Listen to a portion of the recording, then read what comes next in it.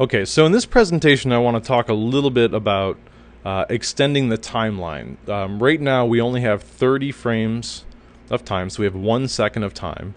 And that was pretty good for establishing our walk cycle, because inherently in the viewport when we hit play, Cinema 4D loops. Okay, but as we saw in the previous presentation, when I render this, we're stuck with not a walk cycle but just a walk step, right? So it doesn't loop.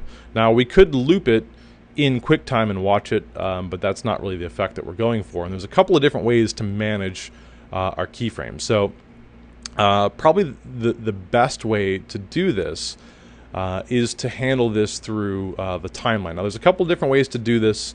The way that we'll get the most control out of this is by managing this in the timeline. Now the first thing that I need to do is, let's say that I want to bump this walk cycle up. Just for the demonstration, I want to bump it up to 3 seconds. And if we're at 30 frames per second, I know that I need 90 frames of time inside my animation. So now, by changing the end frame down here in Cinema 4D, when I hit play,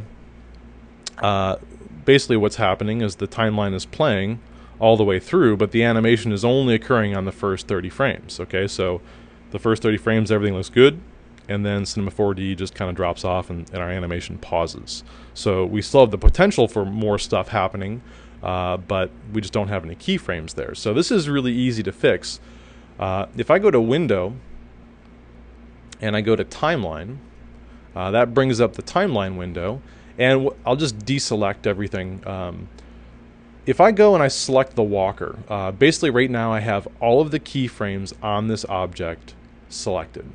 Okay, and what I could do is I could copy all of these frames and paste them and line them up so that this first set of keyframes corresponds with the last set of keyframes. In other words, we duplicate all these keyframes and then we move this over to line this set of keyframes right on top of this set of keyframes. Now, the easiest way to do this is I'm going to hold down the Control key on the Mac, the bottom left key of the keyboard, and I'm going to, with all the keyframes selected, so in other words, I'm just going to single click on the walker. That loads all of the keyframes. I'm going to hold down the Control key and click and drag. And when I do that, I'm duplicating all of the keyframes. Now I want to make sure that I drop that that first line of keyframes over the last line. That way we don't get duplicates. So the first set of keyframes lines up with what was the last set of keyframes. And now if I just dolly out here, I'm clicking and dragging. Just clicking and dragging on that icon, and that'll zoom out on the timeline. I'll just pan it down a little bit. So now what I'm left with is I have 0 to 30 is the first loop of the animation, 30 to 60 is the next loop. And if I scrub the playhead, you can see that I essentially have a continuous loop. Now this is a pretty good way to manage this if I want to establish, say, 30, 60, 90, 180 frames of animation. I could just simply go through. I'm holding down the Option key, click and drag. Okay, got a little glitch. I lost some frames there, so let me try that again. There we go. Click and drag and drop, and so now I have 3 loops of that animation. So that third loop took me out to frame 90. So now my entire animation has frames. Okay, and if I decided I want to, I could just bump this end frame up to 180, and now I could just select all of the walker keyframes, Control click, and drag all those frames out and drop them, and now I have 180 frames of a walk cycle animation. Okay, so I've just managed that manually. Okay, so I'll hit play, and now I have 180 frames. And so what I can do now is I'll just jump back into my render settings.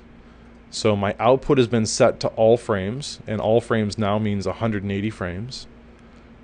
My save path, originally my file name included the path and was called walker72001. I'm just going to bump up the name to 02, and I'll close that, and I'll click on the render button, and now this will render all 180 frames, and I have this as version 2. So we'll extend the animation out, we'll catch a render, and I'll pause this video and we'll push forward in the next presentation.